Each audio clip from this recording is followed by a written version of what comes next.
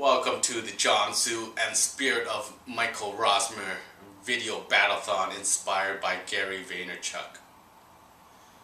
Today, we're going to talk about a topic that I think a lot of people are curious about and would also find interesting because a lot of people actually believe in it. You've heard a lot about the idea of self-sabotage.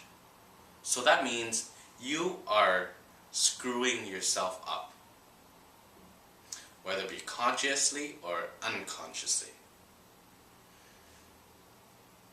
And really, what I want you to think about is this.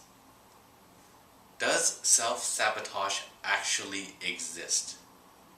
Can you actually screw yourself up? Think of it like this. If self-sabotage exists, that also means an intentional mistake exists. And think about what a mistake is. A mistake is something I didn't mean to do,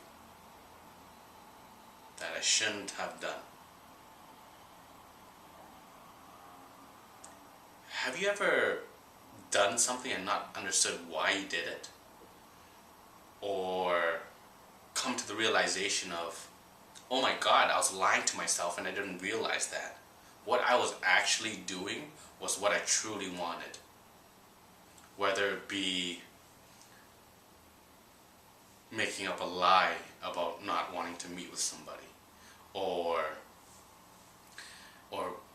helping somebody, and then all of a sudden they did something to backstab you, and then you're angry, and then you tell yourself, oh, because they backstabbed me, I didn't actually want to help them. Right? We never act wrong. We always act our truth. So this whole idea of self-sabotage, that we're screwing ourselves up, is a misunderstanding around behaviors, and it's a misinterpretation of our behaviors or other people's behaviors. Think of it. Have you ever been in a situation where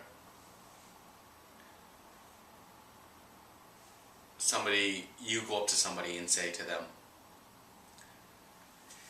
you know what? I really want to help you do this, but you actually don't.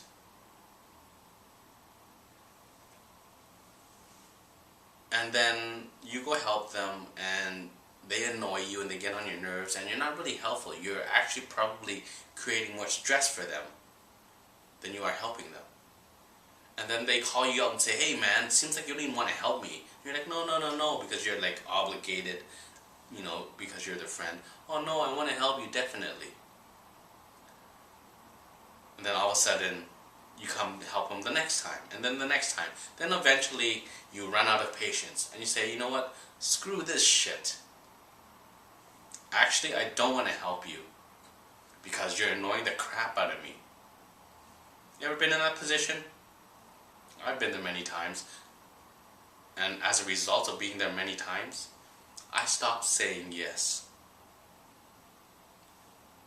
I will only say yes to stuff that I truly want to do, whether it's selfish or not, or selfless.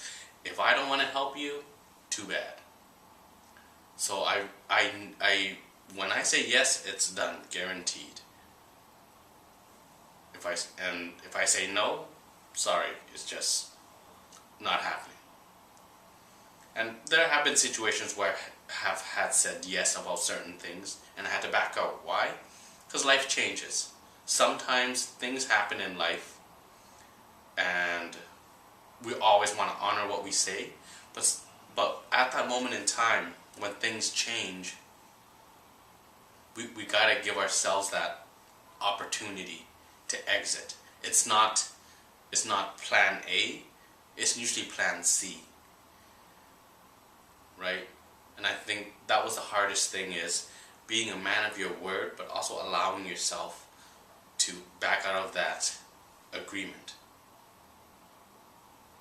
Sometimes you just got to do that because things are happening in your life that you have to back out and you can no longer honor your word. And how you do that, that's up to you. There's a lot of people out there being called flakes and stuff. Everyone has been a flake before, and everyone kind of goes through that phase of being a super flake, medium flake, little flake, man of the word, and then absolute man of the word who sometimes backs out because of other things happening. It could be a business going, you could be going bankrupt, or a business is not going very well. It could be financial commitments to certain things. Life happens. You gotta give yourself that exit just so that you don't hold yourself to an impossible standard. This whole idea of forever. So going back to the self-sabotage idea, it doesn't exist because we always act out our truth. And the only confusion where people might think it's self-sabotage, a good one, another good example of self-sabotage is, why do I always date, bad spouses or bad people?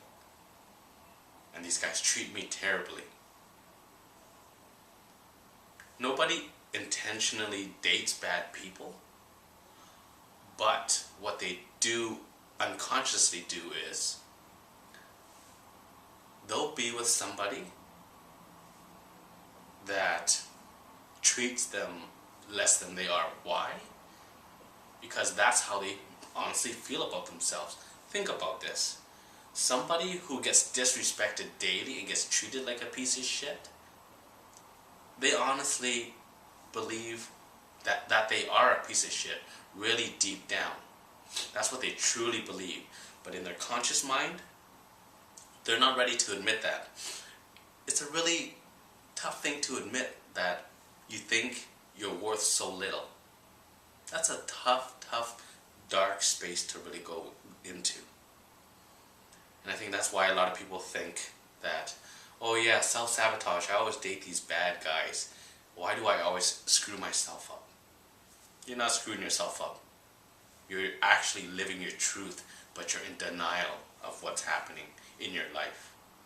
And other people are just showing that to you, right? And you're not seeing the connection of how what you choose is really a reflection of how you feel inside about yourself. Because there is a definite connection, right? People who date mean people, it's because they value themselves less. And that's the truth of what they actually believe. Thank you for watching my video.